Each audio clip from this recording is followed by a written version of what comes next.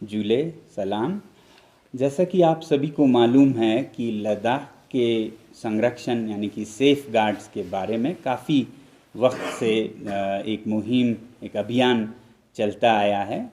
तो इस सिलसिले में अभी हाल में कई जम्मू में ऐसे मुज़ाहरे हुए। तो इस बारे में मैं सबसे पहले तो लद्दाख के जो हमारे रहनुमा हैं, लीडर्स हैं, नेता हैं, उन सब का शुक्रिया अदा करना चाहता हूं कि उन्होंने लद्दाख के इस मसले को आगे बढ़ाया, अपने मतभेद, इख्तलाफात को जम करके, दूर रख के, मिल के एक आवाज़ उठाई। और मैं ये समझता रहा हूँ कि हम सारे जो जनता हैं, लोग हैं, वो भी अपना एक हक और फ़र्ज़ निभाएं। तो इस वजह से मैंने ये घोषणा की थी कि मैं 26 जनवरी, जो कि हमारे आइन या संविधान का दिन है, जिसने हमें ये संरक्षण देने का वादा किया है ऐसे हिस्सों में जहाँ पर जनजाति लोग हैं, उनकी संरक्षण की, तो उसको सपोर्ट करने के लिए, हमारे लीडर्स को सपोर्ट करने के लिए 5 दिन का एक अनशन करूँगा। और वो क्योंकि हम ये यहाँ के पहाड़ों के, यहाँ के बर्फीली ग्लेशियर्स की संरक्षण की बात कर रहे हैं, तो उनके साये में करूँ, खरदोंग ला पर करूँ। तो ये मेरा अपना एक फ़ैसला और फ़र्ज़ था।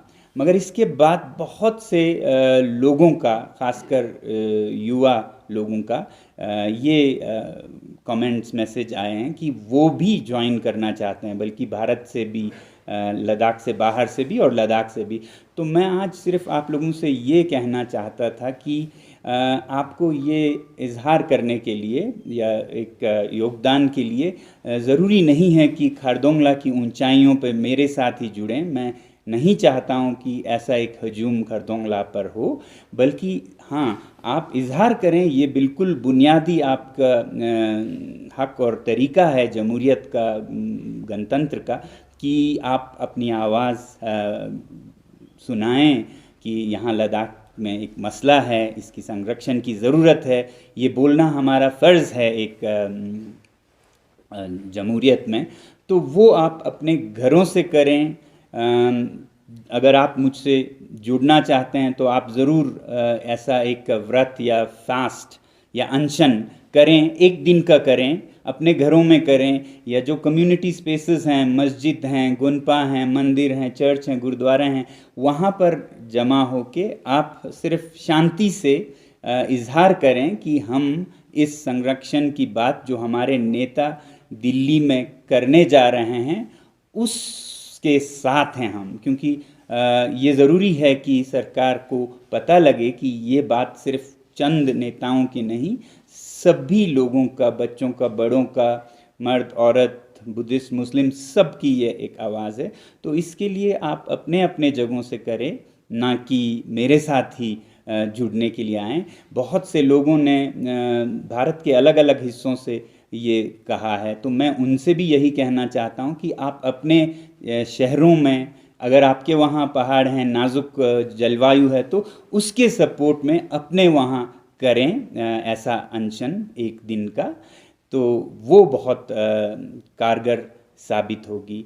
बल्कि दूसरी तरफ सिर्फ सरकार से ही मांगने की बात नहीं है, हम लोग खुद क्या करते हैं। जो हमारा जलवायु परिवर्तन हो रहा है, जिसके वजह से हमारे ग्लेशियर्स पिघल रहे हैं, असल में वो सरकार की वजह से नहीं, बल्कि हम लोगों की जो जीवन शैली है उसके वजह से हो रहा है। तो मैं ये भी कहना चाहता हूँ कि एक तरफ सरकार जो हमारे लीडर्स ने मांग रखे हैं उन पर चर्चा करने की सहमति जताए, ये मेरी तरफ से पेशकश है इस अनशन के पीछे। और दूसरा ये है कि लोग भारत के और दुनिया के, वो भी ये प्लेज करें, ये प्रतिज्ञा करें कि वो अपने जीवन शैली को बदलेंगे।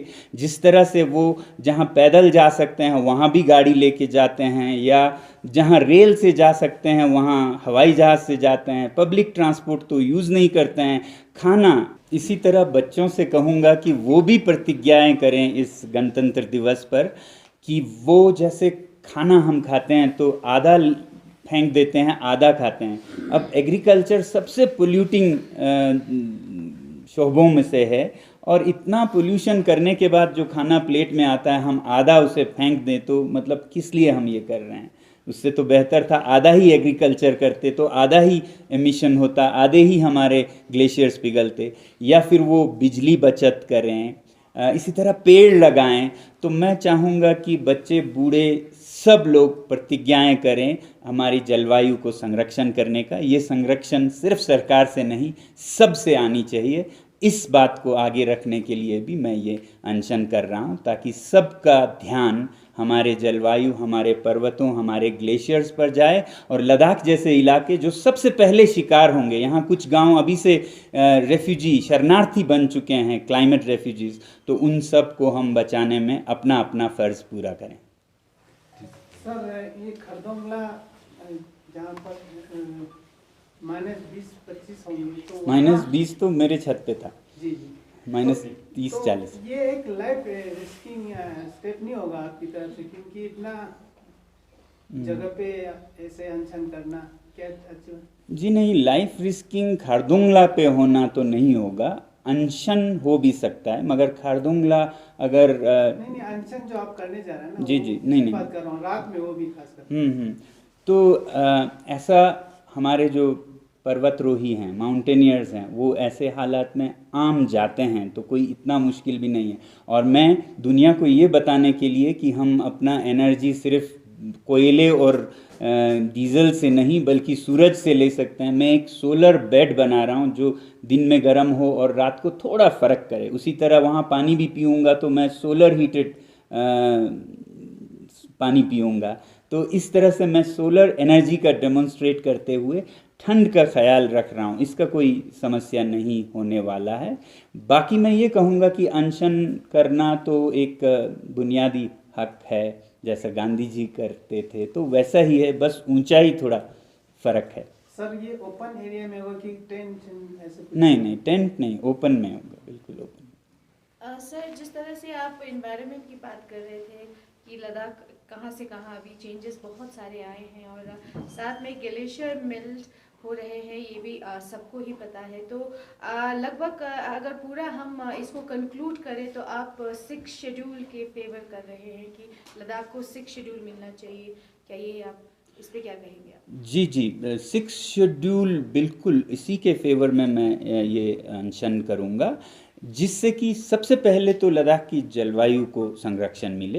क्योंकि दूसरी तरफ हमारे क्या कहते हैं, नौकरियां, ज़मीन वगैरह भी हैं, मगर जब तक कि हमारा पानी नहीं होगा तो न ज़मीन का कोई मतलब होगा न नौकरियों का, क्योंकि हम तो शरणार्थी बन के कहीं और पहुंच चुके होंगे।